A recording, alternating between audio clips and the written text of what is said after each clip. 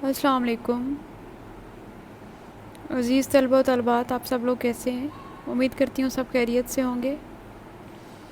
آج ہم اردو میں حصہ غزل کا آغاز کرنے جا رہے ہیں۔ تو سب سے پہلے ہم یہ دیکھیں گے کہ غزل بنیادی طور پر ہوتی کیا ہے۔ اردو شاعری آپ نے پڑھی بھی ہوگی، سنی بھی ہوگی، نظم، غزل، شعر کا نام سنا ہوگا۔ وہ تو بنیادی طور پر غزل اردو شاعری کی ایک نہایت اہم اور مقبول ترین صنف ہے۔ اور غزل کے معنی کیا ہیں؟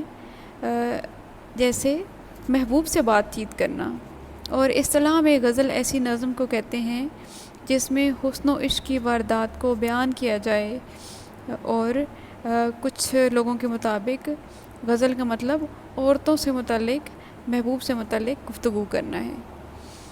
غزل ایک عرصے تک اشکانہ، معاملہ بندی اور ہجر و وصال کی داستانوں کے لیے مخصوص رہی، لیکن آہستہ آہستہ غزل کا دامن وسیع ہوتا چلا گیا، اور پھر غزل کو عشق و عاشقی کے موضوعات سے ہٹ کے غزل میں تصوف، اخلاق، سیاست، مناظر فطرت اور فلسفیانہ خیالات بھی غزل میں بیان کیے گئے۔ ہمارے سلیبس میں سب سے پہلی غزل ہے میر تقی میر کی۔ سب سے پہلے میں آپ کو یہ بتا دوں کہ غزل کے پہلے شعر کے جو ہر دو مصرے ہیں وہ ہم قافیہ ہوتے ہیں، جیسا کہ ہماری کتاب میں بھی ہے، ٹھیک ہے۔ پہلے جو دو مصرے ہیں وہ ہم قافیہ ہوتے ہیں، اور اس کے بعد ہر شعر کے دوسرے مصرے میں قافیہ ہوتا ہے۔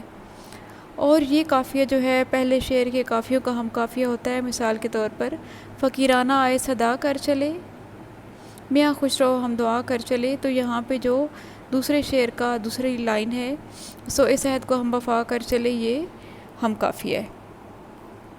غزل میں عام طور پر 5 سے 11 شعر ہوتے ہیں، لیکن یہ تعداد فکس نہیں ہے، کچھ حضرات نے کچھ زیادہ تعداد کو شامل کیا ہے۔ اسی طرح مثنوی، قصیدے اور مرثی کی طرح غزل میں کوئی مسلسل مضمون نہیں بیان کیا جاتا۔ غزل کے ہر شعر میں الگ مضمون ہوتا ہے، اور غزل کا ہر شعر اپنی جگہ مکمل ہوتا ہے۔ جیسے ایک شعر میں اگر ایک موضوع پہ بات کی جا رہی ہے تو ایک شعر میں وہ بات مکمل کر دی جاتی ہے۔ غزل میں بعض اوقات مسلسل مضمون بھی بیان کیا جاتا ہے، اور ایسی غزل کو غزل مسلسل کہتے ہیں، اور علامہ اقبال نے زیادہ تر مسلسل غزلیں تحریر کی ہیں۔ غزل کے پہلے شعر کو مطلع کہتے ہیں، اور اگر دوسرے شعر کے دونوں مصرے ہم قافیہ ہوں تو اسے حسن مطلع کہا جاتا ہے۔ اور غزل کے آخری شعر میں عام طور پر شاعر اپنا تخلص بیان کرتے ہیں، اور جس شعر میں شاعر اپنا تخلص بیان کرتے ہیں اس کو مقطع کہا جاتا ہے۔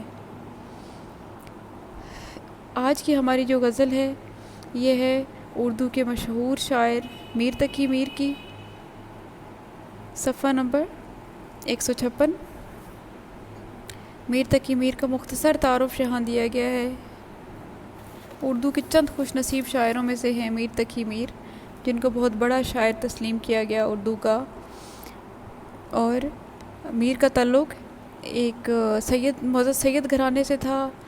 میر اکبر آباد میں، آگرہ میں 1721 میں پیدا ہوئے۔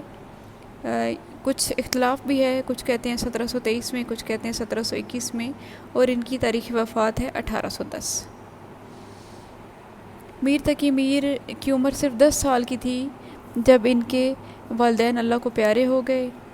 اس کے بعد میر تقی میر نے اپنی جو زندگی ہے وہ اپنے بڑے بھائی کے زیر اثر گزاری، لیکن میر تقی میر کی زیادہ تر زندگی جو ہے وہ غم و الم کا شکار رہی۔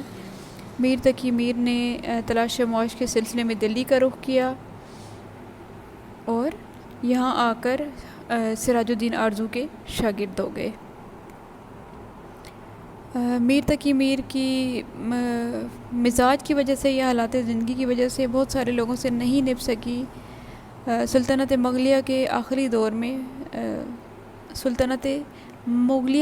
دور میں جب دلی میں افراتفری اور خانہ جنگی تھی تو تقریباً تمام لوگ متاثر ہوئے، اور انہی متاثرین میں میر تقی میر بھی شامل ہیں۔ اور میر تقی میر کو بھی دلی کی اس حالت سے تباہی ہی ملی۔ اس کے بعد میر تقی میر نے دلی کو خیر آباد کہہ دیا اور لکھنؤ چلے گئے۔ لیکن میر تقی میر کو حقیقی سکون کہیں بھی میسر نہیں آیا۔ میر تقی میر کو خدائے سخن کہا جاتا ہے۔ ان کی غزلوں میں انسانی جذبات، درد و غم، خودداری، توکل، قناعت اور دنیا کی حقیقت پائی جاتی ہے۔ میر تقی میر کا سارا کلام کلیات میر کی صورت میں موجود ہے، اور میر تقی میر کی زبان صاف سادہ ہے۔ میر تقی میر کے علمی سرمایہ میں 6 دیوان ہیں، اردو شعراء کا ایک تذکرہ ہے، بہت ساری مثنویاں ہیں، مرثیے ہیں اور سوانح حاجات ہے، اس کے علاوہ ایک فارسی دیوان بھی شامل ہے۔ ہماری کی درسی کتاب میں جو غزل شامل کی گئی ہے یہ کلیات میر سے لی گئی ہے۔ امید کرتی ہوں کہ آپ کو سمجھ آ گئی ہوگی غزل بنیادی طور پر ہوتی کیا ہے اور غزل کے اجزاء کیا ہوتے ہیں، اور مطلع کسے کہا جاتا ہے اور مقطع کیسے کہا جاتا ہے۔ غزل کے پہلے شعر کو مطلع کہا جاتا ہے، اور غزل کے آخری شعر میں اگر شاعر نے اپنا تخلص بیان کیا ہو تو اس کو مقطع کہا جاتا ہے۔ بچوں، آپ نے کیا کرنا ہے، آپ نے غزل کو اچھے طریقے سے پڑھنا ہے۔ کتاب کے آخر میں مشکل الفاظ کے معنی دیے گئے ہیں، مشکل الفاظ کے معنی دیکھنے ہیں۔ انشاءاللہ اگلی کلاس میں ہم غزل کے اشعار کی تشریح کریں گے۔ شکریہ۔